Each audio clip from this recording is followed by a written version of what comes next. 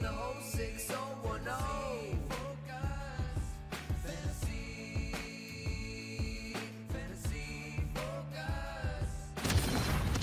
Welcome into Fantasy Focus Football. It is Tuesday, November 15th. Today's show is presented by Geico. Switch to Geico and see all the ways that you can save. Daniel, Stephania, and Field here hanging out, and we were just talking about people that we love with our whole heart. I love both of you with my whole heart. I want you guys to know that. Yeah, well, that's interesting. And it's very sweet of you, Daniel, but I was talking about how I love Terry McLaurin with my whole heart, mostly because he got me over 20 fantasy points last night. I now feel like a very, I don't know, like you are such a sensitive, thoughtful, caring, emotional guy. I feel like a machine right now. I like guys that get me fantasy points. You like people that mean something to you every single day. You guys both had a lot invested in last night's game. We did. We did. I needed quite a bit out of A.J. Brown. We're going to talk about this a little bit later on in the show. A lot to be able to get to today. We have got a Monday Night Football recap. We have injury updates. We have waivers. We're going to talk about some backfield shakeups. Yeah. Our good friend Eric Moody's joining us. But first, let's jump in.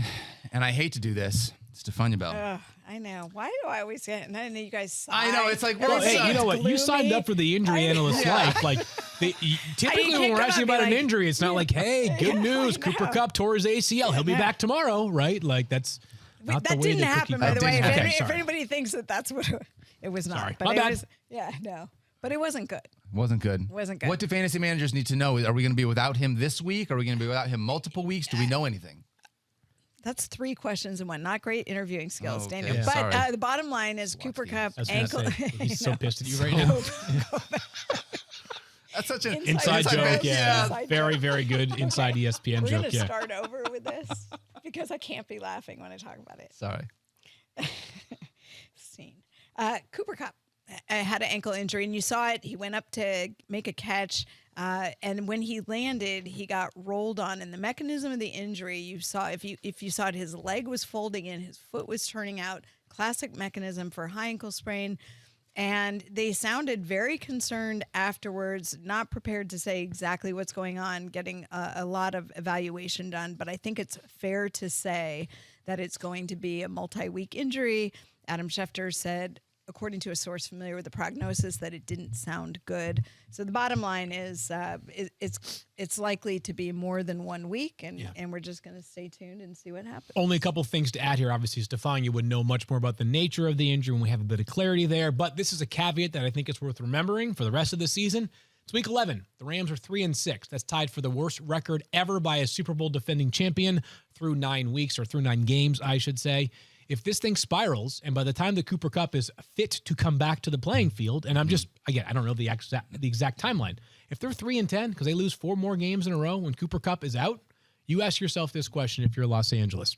Are we bringing a guy back maybe a week sooner than, or a couple weeks sooner than needs to be, or are we taking the bigger picture approach? We do see teams make business decisions. I'm not suggesting that Cooper Kupp is definitely out for the season, but just a reminder that a little bit different when you're in the playoff hunt and you might have a chance to defend your title. A guy might be more motivated to push through some pain late in the season. If they're down and out, maybe they say, we're going to protect you from yourself. Well, the other thing is, this is the same guy who had an earlier scare with the same ankle because he was playing at the very end of a fourth quarter. It wasn't a blowout, but they were clearly losing to the 49ers, and he ended up staying in the game, and Sean McVay questioned his own decision-making. Yep. So I think Field has a good point there. We're going to see this a lot more as the season goes on, where people are evaluating, do you really want to bring a guy back late in the year? Sometimes the answer is yes, they do, because you want the player to get back on the field. Like we talked about Derrick Henry last year, even though he came back in that one playoff game, it lets them know going into the following year that they're good, they can get back on the field. There's a reason for doing it. Cooper Kupp is also a player who wants to do whatever he can to help the team. So I think it's probably still up in the air, but it's worth considering. Yeah, I mean, if he's 100%, I expect him back. But, and I don't know this, but if this is let's just call it an injury that could be a 4 to 8 week timetable. Yeah, then and you're week running it 7, out of you're time like, anyway. what are we doing here, right? If week 7 he's 85%, but there's still some risk to him getting hurt, obviously you'd have to be smart. But this one stinks for a lot of reasons. Every player that gets injured is a big bummer in all the sports. Fantasy sports, obviously, we have a job, which is to analyze both, is there a player on that guy's team who can step up and replace his production? And if not, are there other answers that you can seek? And here's the reality with Cooper Kupp. No, because we're talking about the best player in fantasy football, the face of fantasy football since the start of last season. I know everybody knows the numbers, but just consider this: 25.9 fantasy points, 25.7 fantasy points per game last year for Cooper Kupp, nearly 2,000 receiving yards, led the NFL in receiving touchdowns, led the NFL in receptions last year. Prior to this past week, when everything went wrong for the Rams because John Wolford started in place of an injured Matthew Stafford, he was pacing for even more catches than last season. Over 1,700 receiving yards, 13.25 touchdowns. Cooper Kupp was supposed to regress, and then he didn't. Right. This sucks. He's one of the few. I've talked about him being one of the few players who comes back from an ACL injury, basically puts up duplicate numbers. Nobody does that in their first year back. He's just a different dude. Yep. We're going to talk with our friend Eric Moody a little bit later in the show as far as some waiver options in case you need to pick somebody else up. There is no replacement. But like Field just said, there's no replacement for Cooper Kupp. It's just like there's another body to fill a roster spot. Right. Got it. But I think what it introduces us to, Daniel, as we get into the next topic, is that you're not going to have a Cooper Kupp replacement on your roster. But there is a little bit better depth at wide receiver this year than there is at running back, which is almost always the case. And so somebody who has Cooper Kupp is now going to be turning to other options that are further down the radar or further down the roster depth chart. And that's what leads us into a guy like Allen Robinson, who, I don't know, what's your confidence, Daniel, that Allen Robinson can be a better player because he's going to be the Rams' #1 wide receiver until Cooper Kupp returns? So confidence level is low. Okay. But that doesn't mean that someone here doesn't have to be the guy. And if Matthew Stafford is under center with Allen Robinson, I feel a lot better about those prospects than if it's not Matthew Stafford under center. Agree. So yeah. I think Allen Robinson would at least be worth a speculative ad if I had that bottom of the roster spot that I'm just churning out. I don't think there's anything wrong with adding him. However, I'm not sure Allen Robinson would be my first. He's the first guy off of the Rams I would look at, but I'm not sure he's the first guy off of like all of the NFL that I think is, my flex spot that I would want to put in for him. And I think what we're going to find is that there may be a waiver wire option that you go and try to not replace Cooper Kupp. I want to ditch that word. We don't replace Cooper Kupp. Right. You put in the spot that Cooper Kupp was previously occupying, right? And you get like maybe if you're lucky, half of the production, literally half. But I think there are going to be guys who are going to be asked to punch above their weight right now going forward. Robinson, you mentioned, Daniel, like the good news, if you're looking for good news for Allen Robinson, is that he's played over 90% of the snaps this year. So he's on the field a lot. Like if you look at other players, Van Jefferson, Ben Skoranek, they're definitely going to have to do more. We don't know how the Rams will deploy them until we actually see it. Allen Robinson is going to be on the field because he has been on the field. So first of all, like being on the field a lot is a good first step.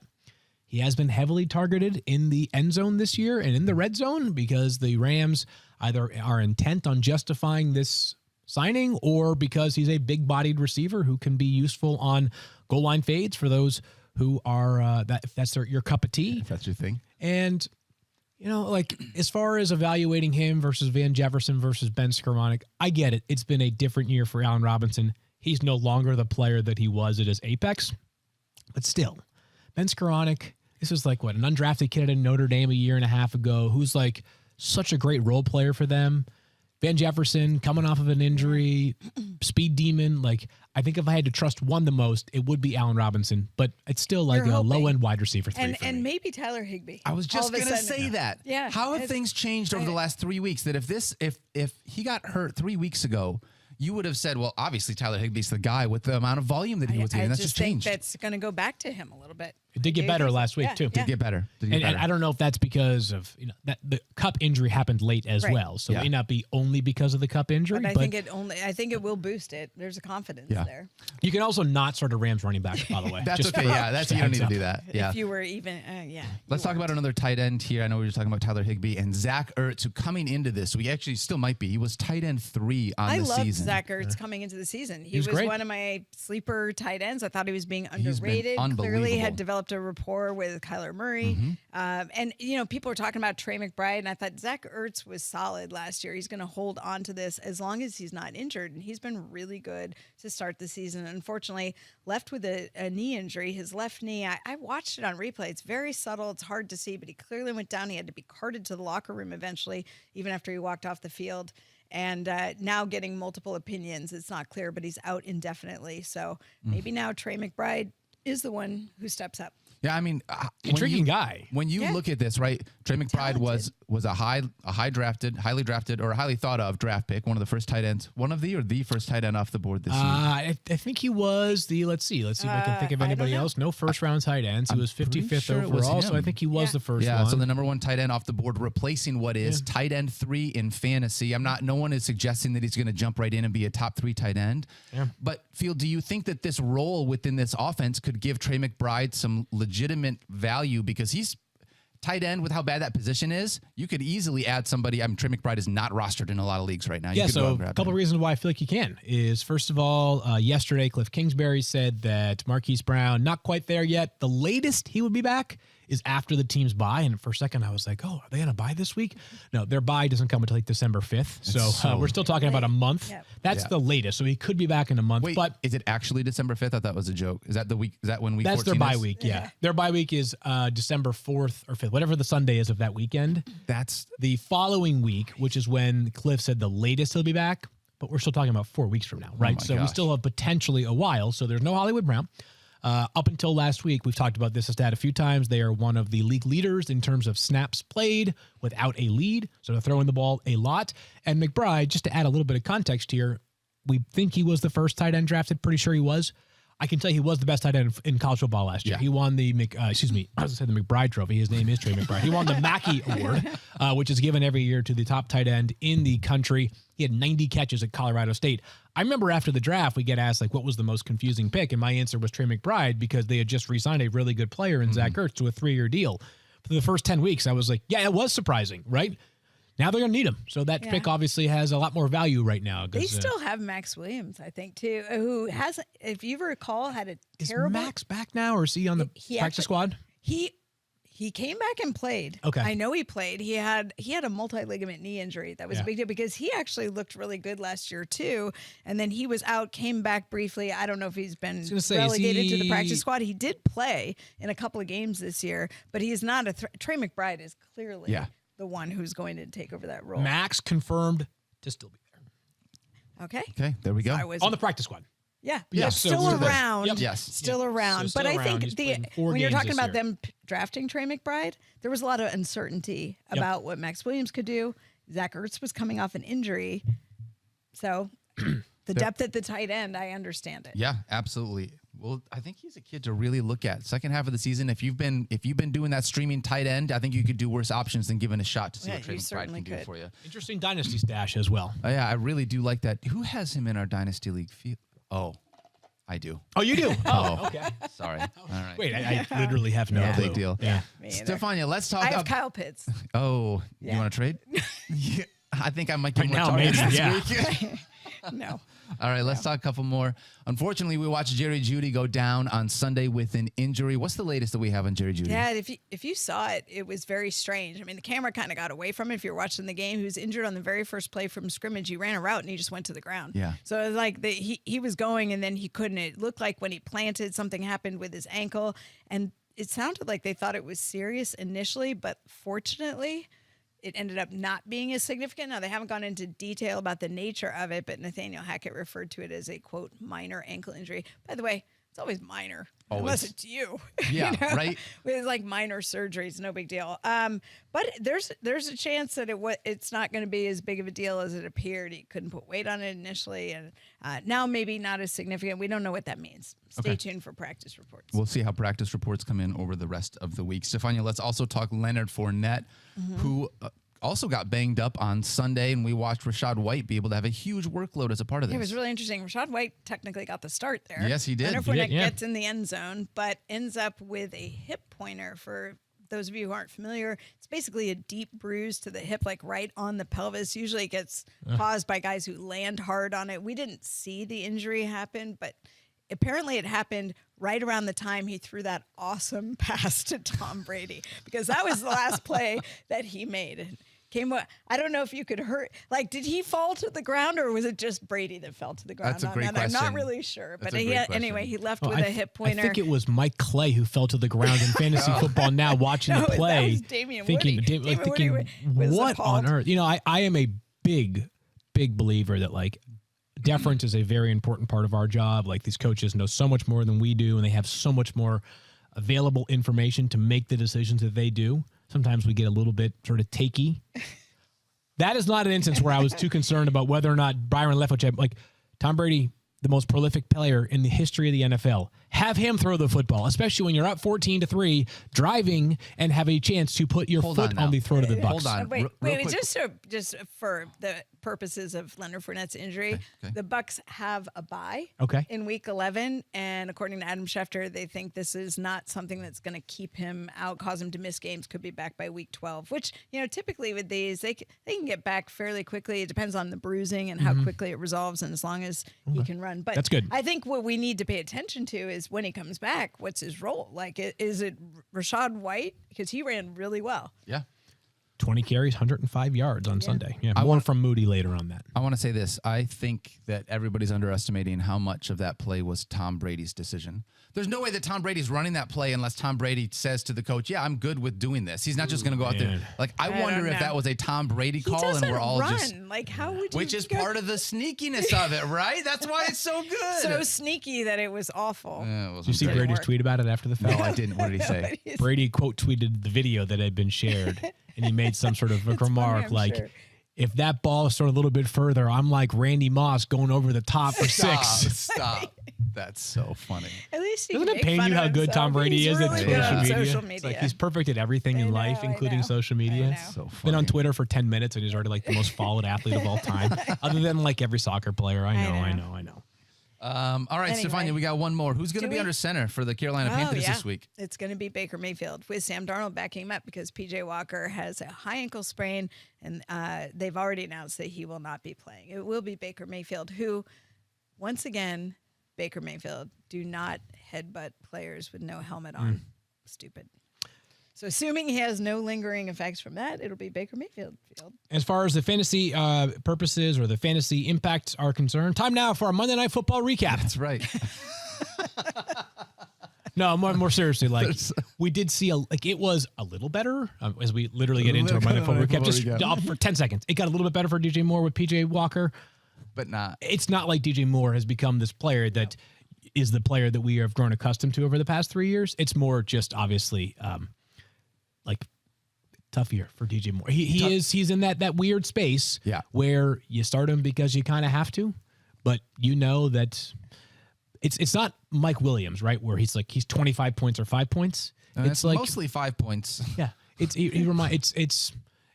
sort of like a discount version of Amari Cooper. Yeah. Right. You're going to have a couple duds with some solid games mixed in between. Yeah. And I don't think the quarterback really makes a difference, which is sort of the point. All right. Let's talk about this Monday Night Football game where the Commanders brought home a W 33-21. This game was actually better than This game was awful.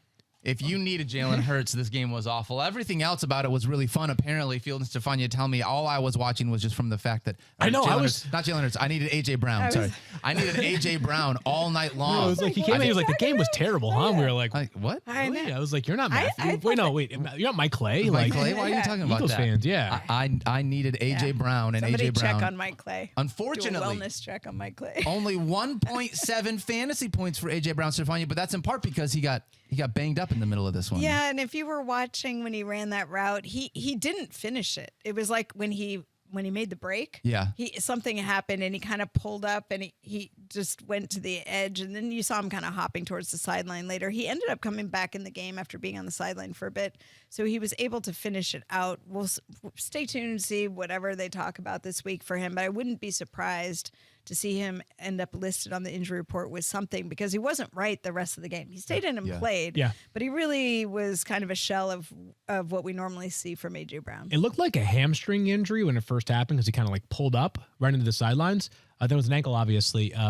They've had a couple of season-ending injuries, but within the week, like during the week, the Eagles have been remarkably healthy as far as like guys that are on the 53-man roster being available week of. So a bummer for A.J. Brown. We'll monitor it. If something happens for A.J. Brown and he's unavailable next week, I just think that it means you have more confidence in Devontae Smith, who did last night have 6 catches for 39 yards, and a touchdown. And if you're sitting there thinking to yourself, no, he had 53 yards because I checked the box score late in the game.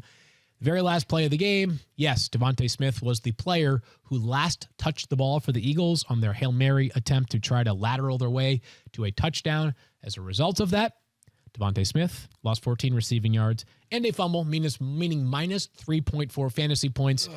You know, I was talking about this with Keith before the show, is that we probably pay a bit too much attention to these moments because they're the last moment of the week. Right. The reality is there's hundreds of plays where, like, a guy tiptoes, like he looks like he has a 30-yard gain, but then it's called back because he actually stepped out 7 yards down the field and is, robbed of 23 yards, or a guy gets tackled at the 1-inch line, or whatever it is. All of the Bills and Vikings games after Gabe Davis shouldn't have happened. All of those stats. The Gabe Davis play and everything else, like, totally right, Danielle. So we're going to magnify it a bit more than we probably should. But I am sorry for those of you out there that had that game won and then you lost your matchup because Devontae Smith minus 3.4 points on the very last play. I was playing Adam Schefter in the War Room League, and he had Devontae Smith. I know. So I was watching that very carefully because he actually did. Once Devontae Smith's getting more involved, I'm like, uh-oh. Yeah, you don't want that comeback, right?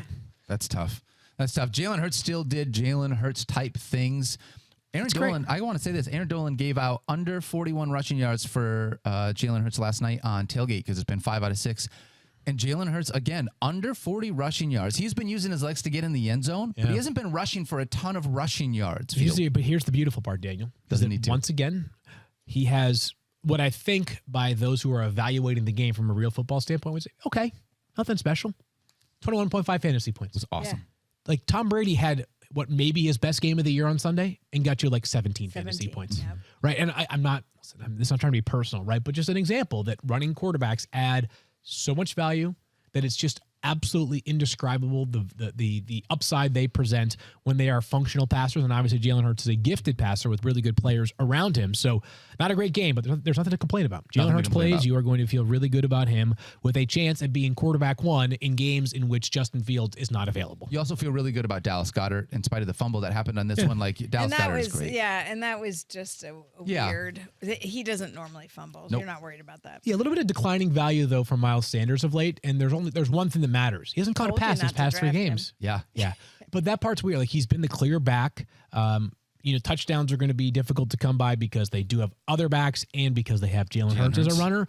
But he has given you some in the touchdown department. But back-to-back games with 0 catches for Miles Sanders. So don't know if there's a reason to that. But and again, it's not like there've been a bunch of standout running backs outside of the top 10 or so.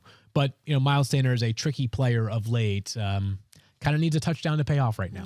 Yeah, a couple other tricky players of late. What do you do with Antonio Gibson and Brian Robinson field? Because they're both getting a ton of usage here. We talked about how this was going to be a committee. I thought that I would likely stay away from this more than embrace it. But 26 carries for Brian Robinson and 17 touches for Antonio Gibson this almost identical fantasy points. 14.8, 14.6. Crazy. Yeah. And they both look good, I thought. First of all, absolutely remarkable coaching job by the Washington Commanders last night. I thought it was one of the best performances by a coaching staff and a team all year. It was shockingly good because it looked like a different team, quite honestly. And just on the field stuff, remarkable. Against the backdrop of a clown show organization at the top, incredible. The ability to compartmentalize deserves all the praise that I think it's going to get today. Yep. As far as fantasy goes, I know they ended up with identical stat lines or close to it in terms of fantasy points, but Antonio Gibson, to me, still looks like the clear one that you need to be prioritizing or that should be ranked higher week in and week out. And here's the reason why.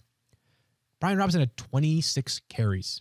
And by the way, incredible story, touchdown run at the end of the half was just a heads-up, smart, tough run, but he needs that touchdown to pay off.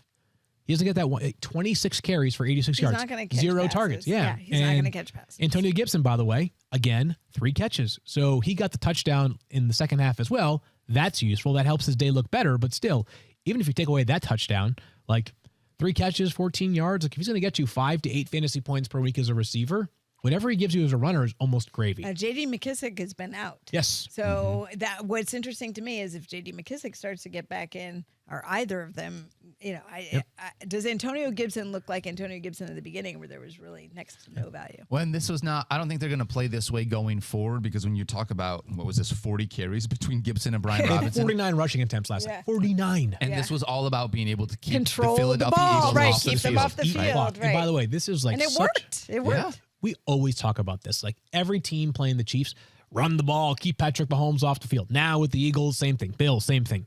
It rarely works. So just a hat tip to the Commanders for doing it. It worked. It actually works. Opportunistic. They won the turnover battle decisively. Yep. That's how you win these kind of Not games. only did they look great, but Terry McLaurin looked great for once. I feel like I was stoked to see Terry It was McLaurin out awesome. You know there. what, though? I'm starting to buy into this being more and more real. Like that, like we've seen guys like TJ Moore who we're talking about have like, bounce back games. Yep. Terry, I'm starting to be convinced. I think it's the quarterback. That's it. The quarterback. I think it's the quarterback. I mean, part of Terry McLaurin looking so good is who's throwing to him, and I'm starting to wonder if it's he's not losing the job. He's not going anywhere, right? Tell me Carson Wentz is eligible to return today to practice. They don't have exactly. practice obviously today, but just it's got to be how Heineke's how job do you going do forward. that? How can You can't. you can't can't. take it away from him? No now. way. you can't. You just can't. I mean, beyond the fact that he's been objectively better as a performer, the way the guys gravitate towards him in that locker room. You can see the difference. see You it. can see So the difference obvious. in the way that they're playing as a team. Like it's just So I think the quarterback is the driving factor. I also think I just see a bit more dialed up and designed for Terry McLaurin. And, I tweeted about this morning, is that like amazing player, special human, Terry McLaurin, like short list of just best, most valuable players to their specific team in the NFL. And he's just so freaking good. Like every route he runs, it's like snapping off a defender's ankle. And he's just, as long as they keep this model going, I have all the confidence in the world that Terry McLaurin will remain a player that's going to help you win fantasy weeks every single week. He's just that good.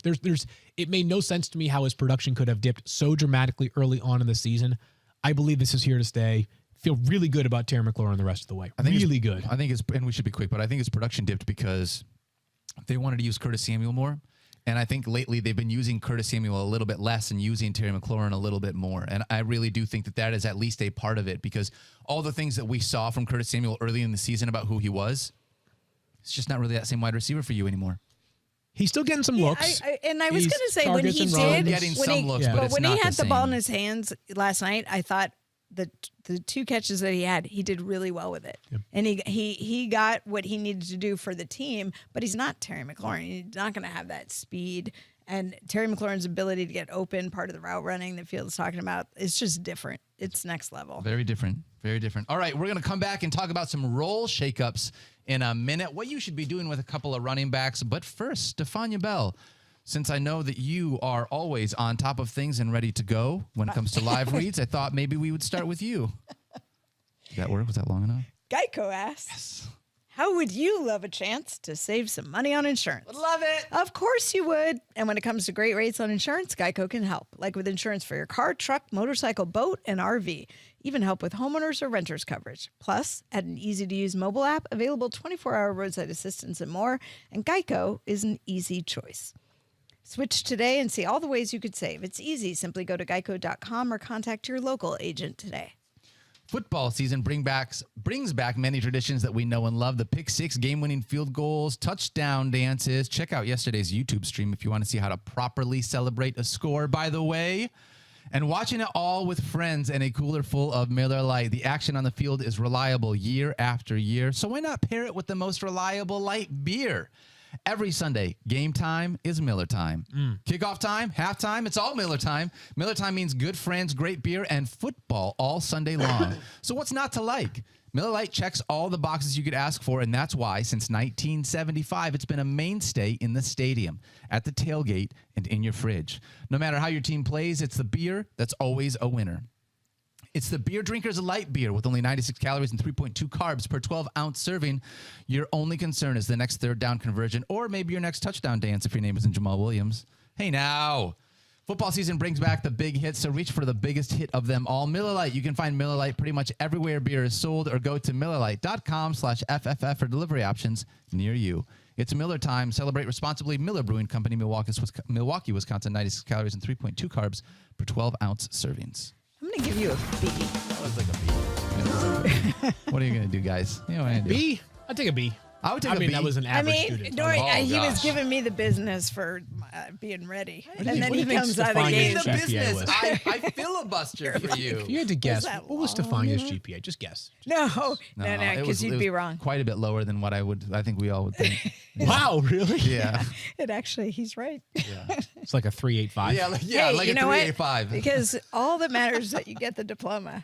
Well, so I have a funny story with my GPA. No, so I went to Wesleyan, right around the corner from here. Probably a school that like I maybe like slid through the cracks a little bit during the admissions process. But Whatever. my GPA, I was a TA on a couple of different in a couple of different classes but it was one of those. I had a professor, guy named Steven Stemler, wonderful human, great guy, my favorite professor at Wesleyan, who was great to me and loved sports. We had a lot in common beyond what we were talking about in the classroom. He asked me to be a TA on a couple of occasions, and I think as a TA, like basically the grade was either A or F. Like you either did a sufficient job or you didn't. Huge for the GPA. Oh, Huge. Yeah. Oh. We didn't have things like that. Yeah. Yeah, you had to earn your A's. Yeah, right? Like, exactly. Mine was like, did I show up to the class and like get the grading stuff that I neneeded to do and like make sure that I answered the questions for students during Did you office do all the hours, photocopies and the scantrons and all that stuff, right? Meanwhile, Stephania is having to like write like a like a dissertation in like whatever, like French. Seriously, you have to write a thesis to graduate from Princeton. It's actually a deterrent for some people. They don't want to go there, so they want to write a thesis. My thesis is I don't want to start any Chiefs running back right now in fantasy. How's You had to that? write a thesis? That's like, I had to write a business plan. I had to write a 75-page business plan. How'd that work to out? graduate? I had a 3.98 GPA when I graduated, so it wasn't too bad. not. I was Don't valedictorian wanna in my brag. graduating Right. class. Yeah, that's right. We Let's know talk that. about We the know Chiefs' that. backfields, We've talked about it on the show that's what before. really matters here. Valedictorian at No big deal. Full Sail U. All right, here's a huge question. Huge question. Okay. This Chiefs backfield we used saw to something. belong to Clyde Edwards-Helaire, and this week, here's the snap count. Isaiah Pacheco, 35. Jerick McKinnon, 23. Clyde Edwards-Helaire, 4. Yeah. JJ in the guard. So this was, and I don't like victory lapping because there's too much veterinary industry, but just we at the beginning of the season, all of us, I think everybody who played fantasy football urged you that if you have Clyde Edwards-Helaire, you need to consider trading high right now because it was the most obvious eventual regression. And it already happened. It's happened already. Over the past couple of weeks, Clyde Edwards-Helaire, past 2 games, I think has a total of 5 rushing yards, 4 rushes for 5 yards last week. As you mentioned, 0 touches this past week for Clyde Edwards-Helaire.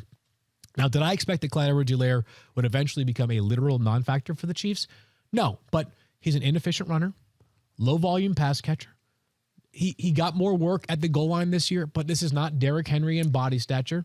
All the signs are pointing that this was eventually going to fizzle out, and it fizzled out in such a rapid way this past That's week the that thing. it's just off don't you a think cliff. this is and this Yeah. this seems to be a real thing. Like if you're the Chiefs, Mike eye Clay test, warned us about it. but eye test. When you compare the runs from Clyde Edwards-Helaire this year to the runs from Isaiah Pacheco on Sunday, which one looks better? Not even close. Not even close. Here's the question then. Like to put our money where the mouth is, where our mouths are. CEH is rostered in 86% of leagues. Isaiah Pacheco is rostered in 24% of leagues. If you are a CEH manager, Isaiah Pacheco is out there. I am dropping CEH. I am picking up Isaiah Pacheco because I'm going to roster one Chiefs running back. For me, it's Isaiah Pacheco for the rest of the season. Field, where are you at on this? I can make a case for Jerick McKinnon. Oh! They like Jerick McKinnon in the red zone, and you have to remember that he was pretty banged up coming into this game. He's got, so I think that some of his utilization may have been impacted by that because he hasn't been totally healthy. But if you look at how the strategy of how they use McKinnon, there's a reason he's getting scores. All right, trader. Just You want pulling field this side? up here. Let me No, just pull this up here real quick. I'm not on because- a side. I'm not on any side because you know what? I haven't loved having any Kansas City run, but like I didn't want any part of Kansas City's backfield at all because I felt like it was going to be switching around, and I didn't. At the beginning, we didn't know how much it would be Jerick You gotta be McKinnon on one of our versus sides. Edwards-Helaire, and Yeah. there was no Pacheco of any value to speak of, and now it's kind of rotated where You can be on my Pacheco's- side. No. If Well, you're not, here's- you got to pick one. I'll break you get down CEH. why I believe Jerick McKinnon might be the running back that you want to roster. And I think if I had to make a choice right now, I would, is because Isaiah Pacheco, my forecast for the rest of the season is Isaiah Pacheco is the guy that gets the rushing opportunities, the hammerhead back, if you will, like Brian Robinson. My guess is that he will also be a virtual non-factor in the passing game, like Brian Robinson. You know why? Because he had 0 catches this past week. He has a total of 3 catches this entire season. Yep. Meanwhile, Jerick McKinnon has back-to-back games up over 10 fantasy points. Neither CEH nor Isaiah Pacheco have 10 fantasy points in any of the past 5 games for the Chiefs. Jerick McKinnon played 23 snaps this past weekend and had 6 catches for 56 yards. I know the Chiefs were down a couple of wide receivers, Juju for most of the game and MVS for part of the game because he had a brief moment where he was evaluated for a head injury. Maybe that impacted things a little bit, but he's going to be the guy on the field when the Chiefs go up tempo, when they're on third down, passing situations. He's an outstanding pass protection running back as well. This is the guy this is what Kyle Shanahan envisioned. I was just about to say, there's a reason Andy Reid saw what they could do with him because he was meant to be in the Kyle Shanahan office. That's what they wanted, and then he ended up with the injury. And the subsequent year when he was supposed to come back, he wasn't able to play, so he moves on from San Francisco to Kansas City, and now you're seeing the role that Jerick McKinnon was originally going to have in San Francisco. It doesn't take much. Like Isaiah Pacheco on Sunday had 16 rushes for 76 yards and 35 snaps. On 12 fewer snaps, Jerick McKinnon had 6 catches, 56 yards. That's 12.6 fantasy points. So 5 more than Isaiah Pacheco. Now, is he going to get 6 catches on 22 snaps every week? Probably not. But if he gets you 4 catches per week and those 4 catches come in close to 80 yards, that means Isaiah Pacheco is going to either have to outdo the rushing total of 80 or find the end zone. And I think I'll take my chances with Jerick McKinnon. At a minimum, if you roster CEH, you should drop him for one of these 2 running backs, whichever one you feel most convicted about. I say Isaiah Pacheco has more fantasy points at the end of the season from week 11 on than Jerick McKinnon does. And I say Jerick McKinnon has more fantasy points at the end of the season from week 11 on than Isaiah Pacheco. Put it on the board! Put it on the board. By the way, yes, I agree that like if you're hunting for a back, you should go consider one of those 2 over CEH. But just in general, like if you need to replace Cooper Kupp or if, like CEH is a droppable player right now. Oh, very droppable. Just a bummer. Yep. It's a bummer. Yep. Stephania, let's talk about some running backs that you used to be acquainted with, now playing in Miami because both Jeff Wilson and Raheem Mostert have looked fantastic. We talked about how this was going to be a running back by committee. We are now 2 weeks into it, and while it does still look like a committee, the committee is led by Jeff Wilson Jr.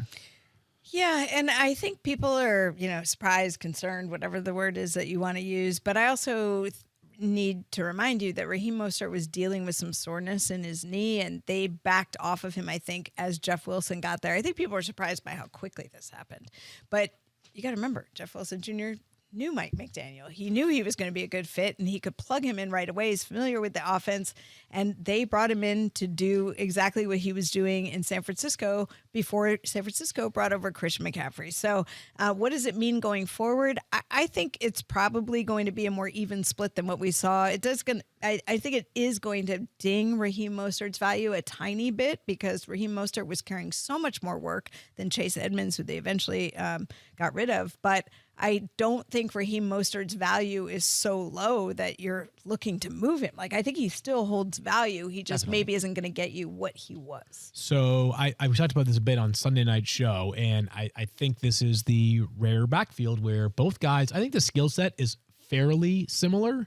I don't think either one of them is an elite pass catcher. Both of them are very functional pass catchers. Yeah. Both of them very hard charging runners. Mostert has better speed. Wilson maybe has a little bit better sort of between the tackle power and wiggle. Both of those guys are going to have plenty of opportunities. This is like 55-45 split right now. And along those lines, I use the analog and said not quite the same thing, but just the idea that in previous years, you could start both Nick Chubb and Kareem Hunt and expect that both of them could find a way into the top 25. Not that Nick Chubb is the same as Jeff Wilson Jr., who's now the lead back. Chubb, obviously a superior player and fantasy asset, but I think both of those players can be utilized in lineups, and you can reasonably expect that your payoff will be positive, right? Yes. So it's a good problem for Miami to create for us, but this is not like, again, like I think in Washington there's more risk. Or other places where there are committees, there is more risk in multiple backs having the same. Denver, for example, like Denver, stay away. Kansas City, I'm not totally convinced you have to start anybody there. Miami, I think both of them are justifiable top 25 plays, especially with bye weeks. Any week, like the upside with Raheem Mostert, he has such incredible breakaway speed. The upside is one play that he gets out to the perimeter and runs, and all of a sudden you have double-digit fantasy points from him. I agree with your assessment. Jeff Wilson more between the tackles runner. You're going to get more volume from him, but Raheem Mostert always a threat to make a big play. We've seen that he's recovered his speed 100% and then some from the injury that he had before this year. Quick reminder about these Dolphins. They are on a bye this week. Then they get Houston, San Francisco, and the Chargers. And the San Francisco is going to be fun. Man, that game's going to be fun because it's going to be them like run the against match Bowl, of Shanahan McDaniel. It's going That'll to be fun. fun. Speaking of the San Francisco 49ers, Stephania, let's talk about CMC and Elijah Mitchell here real quick. I'm happy to do that. Is Christian McCaffrey in a running back by committee now with Elijah Mitchell? Who cares? Because the thing is, we do. You don't. We do. 49ers fans do not. Those of us who play fantasy football very much do. Well, you do, but so let me ask you this: are you going to bench Christian McCaffrey because you think now he's in a time split? And here's the other thing: I think it's going to be week to week. I think what we saw this. And Kyle Shanahan even said this was the plan for Elijah Mitchell this week. They wanted to get him about half the touches, okay? Part of that, I think, was to get him in a groove coming off the MCL injury. We saw two things. We saw that he is totally recovered from that. He looked fantastic running. And maybe to get a feel for what he could do being on the field. And obviously, Christian McCaffrey had a huge workload the week before, and maybe they thought the Chargers aren't going to expect that they're going to see as much of Elijah Mitchell. The Chargers handled the 49ers pretty well, I have to say, defensively, regardless of that. But I think this could revert right back. And next week, you see a totally different display from Christian McCaffrey. So I think it could be game situation dependent. Kyle Shanahan is always mixing up what he does on offense. If I were going with consistency and value, the number one is going to be Christian McCaffrey for me. Yeah, for sure on that part. And I think that Elijah Mitchell, maybe we thought he would be a non-factor for fantasy. He might have some especially non-PPR value as like a deeper league flex. And here we go. Mike Clay with the numbers specifically. Elijah Mitchell out-carried Christian McCaffrey 18-14 last night, though game script was a factor in a game in which the 49ers ran it 32 times. CMC handled 11 of the first 16 carries. Mitchell handled 13 of the final 16 carries. I would note, this game was never out of hand, right? It's not like this was a game where Elijah Mitchell mopped up because they were up 20 points in the fourth quarter. It was close throughout. As a matter of fact, San Francisco had to dig themselves out of an early hole, I should say. So I think Mitchell is incredibly valuable insurance policy. Hard to know that he for sure has standalone value. He only played 35% of the snaps, so I think he's probably a reach to have standalone value in PPR leagues.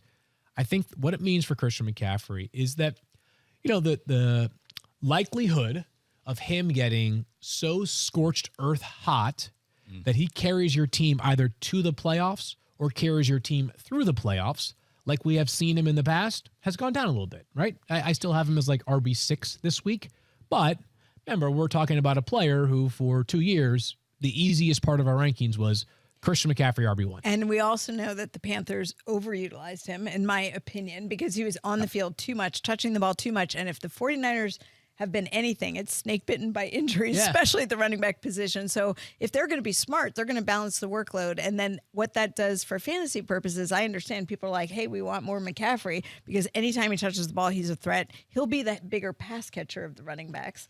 Yeah. But I do think it's going to depend on where they are, what the game script is. And, the 49ers made a move to get Christian McCaffrey so they could play deep into the postseason. I think that they're going to want to protect him to some degree. Everything you're saying, completely accurate. This is me, the selfish fantasy football guy, that is saying, from a pure fantasy football standpoint, the likelihood of him every single week handling 20 to 25 opportunities and maybe scoring 20 to 25 or even 30 fantasy points is slightly lower given the involvement of Elijah Mitchell. I hear Mitchell. you, but I guess my question is, that doesn't change anything for anybody who has him on their roster. I'm just saying right? that is that right, from RB1 to RB5 or 6, right? Yeah. That may be where it is. So, Just and if you thought that Christian McCaffrey could carry you from December 1st until the end of the regulars, the fantasy but you playoffs. Can't action anything off that, right? No, I'm merely setting people up for this. I did not expect Elijah Mitchell to play as much as he did, and I thought it was notable, and I would say that my own forecast for Christian McCaffrey has been slightly altered as a result of it. Fair. But I'm not going to do anything. I mean, I'm still starting him every single week. It's just, right.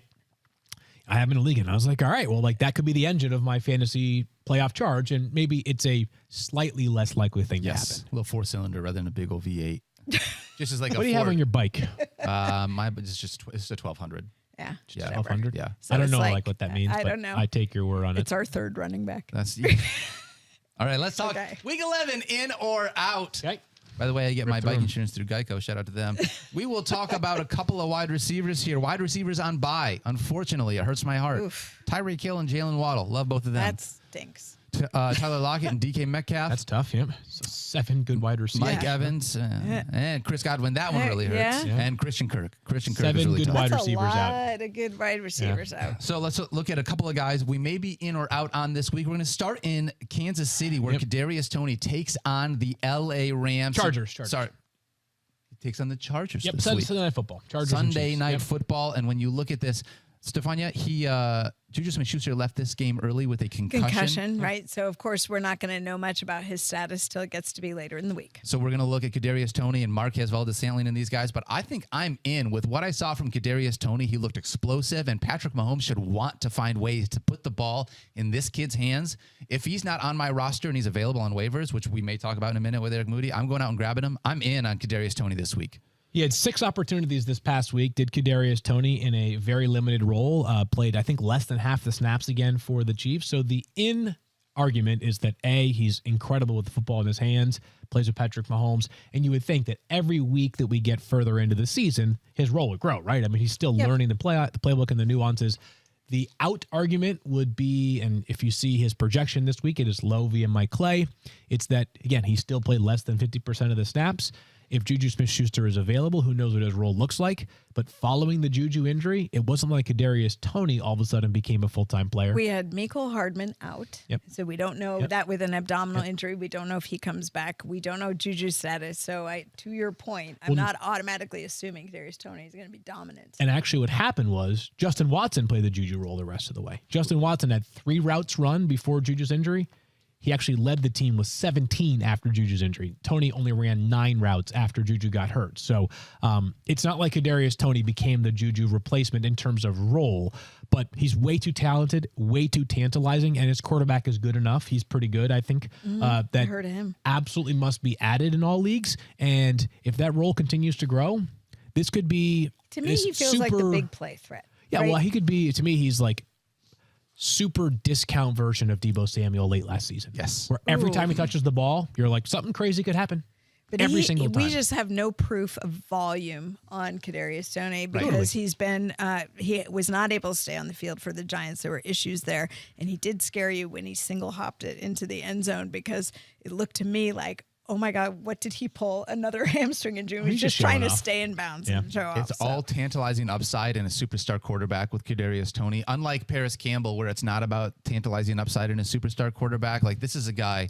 But he keeps getting He targets. keeps getting targets with keeps Matt getting- Ryan yeah, he's under good, center. Are yeah. you in or out on Paris Campbell here this week with Matt Ryan as his quarterback? I think again? it's been too consistent to ignore. You know, he's getting targets. He gets into the end zone. How can you ignore it? And Matt Ryan looks rejuvenated. I mean, coming back from the injury, you know, rushing for 39 yards even or something like that. I think Matt Ryan, if he stays under center, I am encouraged by Paris Campbell. over 18.5 fantasy points in each of his last 3 games with Matt Ryan under center. That's pretty good for Paris Campbell. The new rejuvenated Colts. What about Rondell Moore? Jeff Saturday. This one's easy. Colts. Yeah. Rondell Moore, easy one.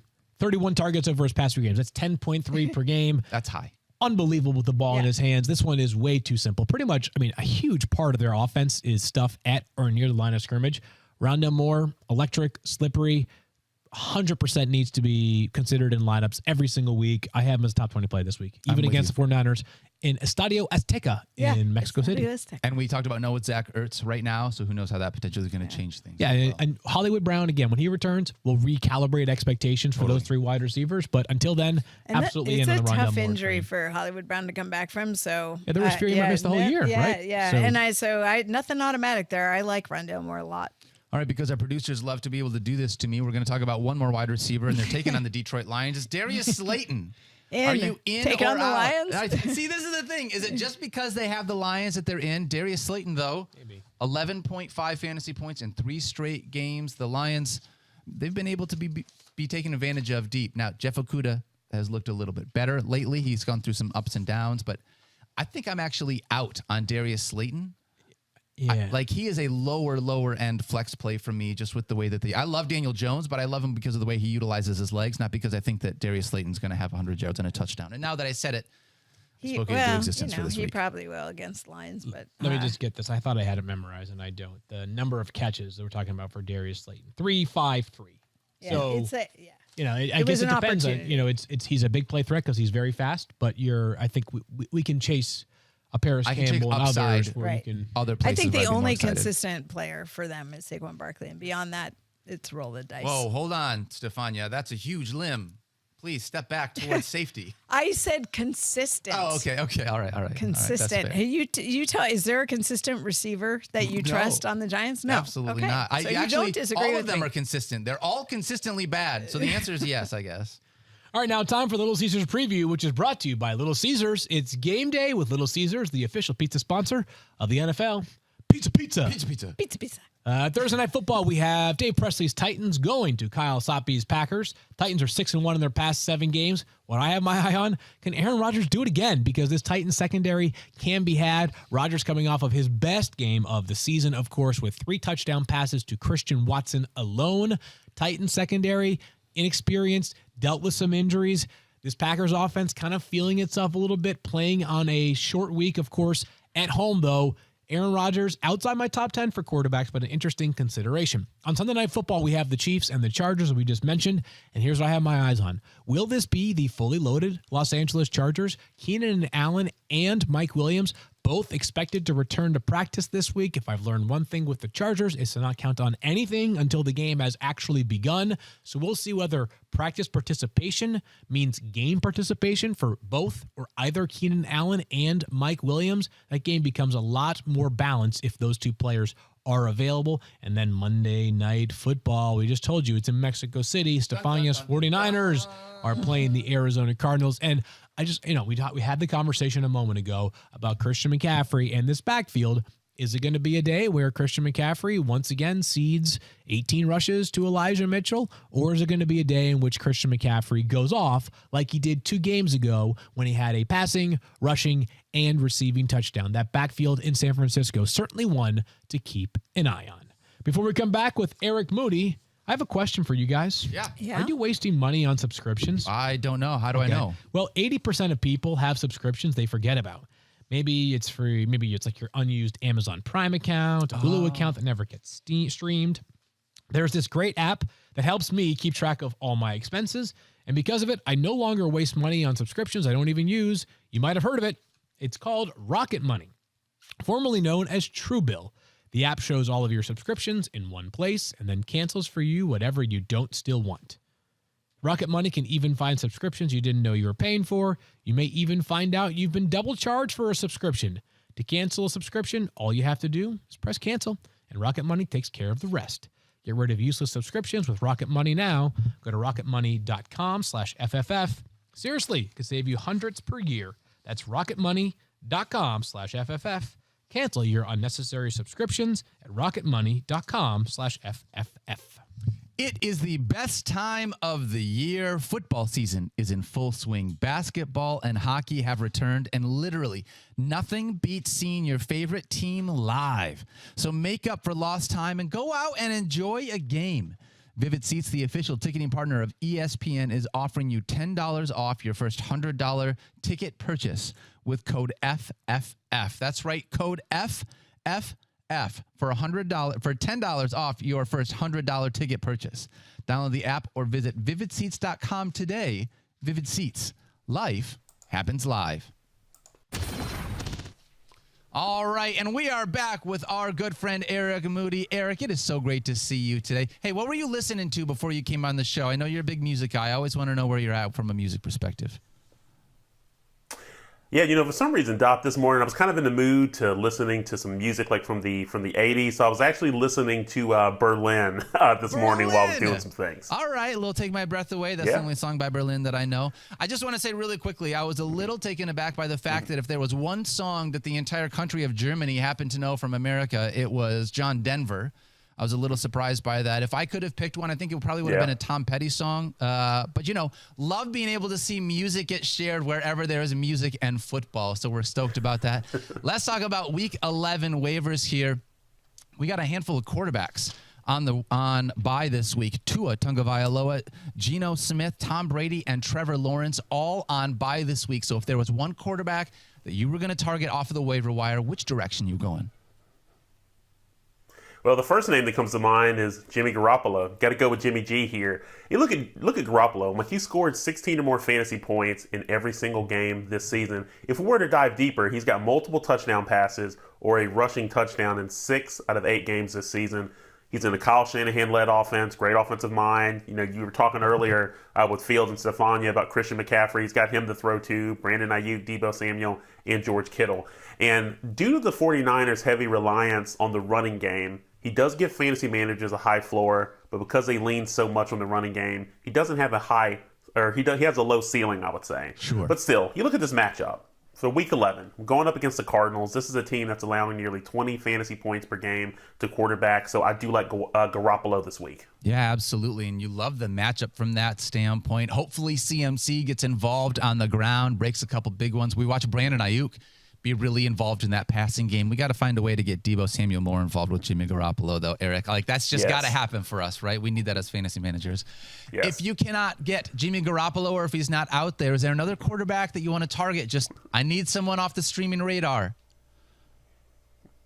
Well, I'm going to go with your Detroit Lions quarterback, Jared Goff here, who's What? I would say another excellent quarterback who's going to give you a very high floor. He's averaged 16 fantasy points per game this season. Now, if you look at Goff, he's completed 73% or more of his passes in 3 or 4 games since their bye week back in Week 6. He also has multiple games this year, 4 to be exact, with multiple touchdown passes. But from a film perspective on Sunday, I really like what I saw from Goff. It wasn't necessarily reflected in his fantasy point total, but the Lions running game was struggling. They had to lean more on Goff. He completed some nice passes in very tight windows, had very good pocket awareness and presence, and he really led that team when he needed to in the fourth quarter to get the win.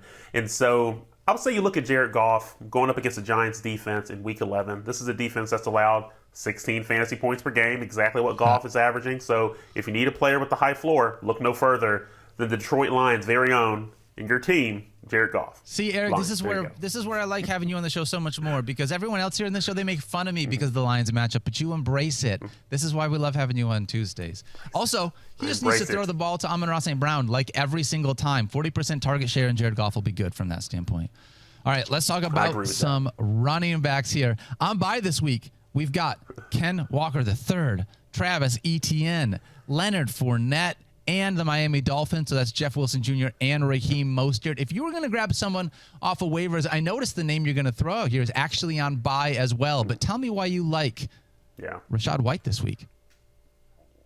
Yeah, I feel like I'm a kid in a candy store with my excitement for Rachaad White, even though, to your point, Dopp, they are on a bye this week, for Tampa Bay. So let's talk about what happened. So he had White. He started over Leonard Fournette against the Seahawks on Sunday in Germany. Fournette left the game, had the hip injury, so you had White. He had the backfield all to himself. He played 20 out of a possible 25 snaps. Finished the game with 105 rushing yards on 22 attempts. So he made history. He was the first Buccaneers rookie since Bobby Rainey in 2013 to have 100 rushing yards in a game. Furthermore, he was exceptional with yards after contact. I know everyone's like goo-gooing and guying over the stiff arm, which it was impressive, but he had 48 yards after contact. That's the most by a Buccaneers rusher this season. And so I know our very own Adam Schefter reported that Fournette will return after their bye week. So here's how I'm approaching Week 12. They play the Browns that week. So if Fournette is available and active, I believe White is going to lead this committee in Tampa Bay. And I'm viewing him as a low-end RB2 flex with upside. But if we're in the scenario where Fournette is ruled out, I'm looking at White as a potential RB1. And so if your team is well-positioned for the playoffs, I would prioritize Rachaad White this week. I think he could be a difference maker for many fantasy football teams out there. Wow. All right. Love that. And obviously got a ton of usage. Everything that you said. You love to be able to see him be able to get involved. And one of the things that we were worried about is Tom Brady and rookie running backs, right? We've talked about how there's this narrative around it. Love to see what he did last week. If you are not looking for someone for the future, maybe you need someone to help you out this week, or maybe Rachaad White's just not available. Is there another running back off the waiver wire that you like here in week 11? Yes, I do. Isaiah Pacheco. So I know I wrote about him in the waiver wire column a couple of weeks ago to kind of stash. He continues to get usage. Played 55% of the snaps against the Jaguars on Sunday. He ended up finishing with 82 rushing yards on 16 attempts. And so you kind of hate to see it, but Clyde Edwards-Helaire is droppable, I would say, like at this point. Because you look at Jarrett McKinnon. I was thinking about the name, picturing his face. I'm like, he ended up playing a high percentage of the third down snaps for Kansas City. And so he's kind of filling that role. And so you're looking at Edwards-Helaire as the odd man out, so to speak. But looking at Mike Clay's strength of schedule matrix, the Chiefs have a very favorable schedule for the rest of the season. So if you're a fantasy manager, and you need a running back, you should be salivating because that schedule is very, very favorable. So week 11, Pacheco, I would start him as a flex option with upside against the Chargers defense. They're allowing 27.4 fantasy points per game to opposing running backs. Heck yeah. We'll see how that works out. Field and I have a board bet for Pacheco against Isaiah Pacheco and Jerick McKinnon. So we'll see how that works out. Be excited about that one. All right, let's talk wide receivers here really quickly. Wide receivers on bye this week. Tyreek Hill, Jalen Waddle, Tyler Lockett, DK Metcalf, Mike Evans, Chris Godwin, and Christian Kirk. Field said it earlier. 7 starting wide receivers on bye this week. So if you're going to go out and you're going to grab one person that maybe you could use here in week 11, who do you like, Eric Moody? So you're going to give me one person I need to pick up. Just one. That's it? Just only one guy. Just right now. All right, one guy. You get one. So if it's one guy, you got to go with Christian Watson. From what we saw. With the Packers. It was great to see, especially considering how his season started. So no Romeo Dobbs. He's out with a high ankle sprain probably the next 4 to 6 weeks. But you look at Watson, 32.7 fantasy points on Sunday. Became just the 6th rookie in the past 20 seasons with 100 receiving yards and 3 receiving touchdowns in a game. So he made history. Had a season high 8 targets, played 84% of the snaps. He even had an average depth of target of 20.5 yards. And really the stage is set, Dopp, for looking at Watson to become a fantasy superstar really for the rest of the season, in my opinion. Great flex option in week 11. Going up against the Titans defense that's giving up the 2nd most passing yards per game. So go ahead and add Watson to lineups and prioritize him on the waiver wire this week if you need a wide receiver. All right, and if you can't get Watson, I really like Kadarius Toney. I talked him up a little bit earlier on in the show with all the excitement that he is. How do you feel about Toney in this Chiefs offense?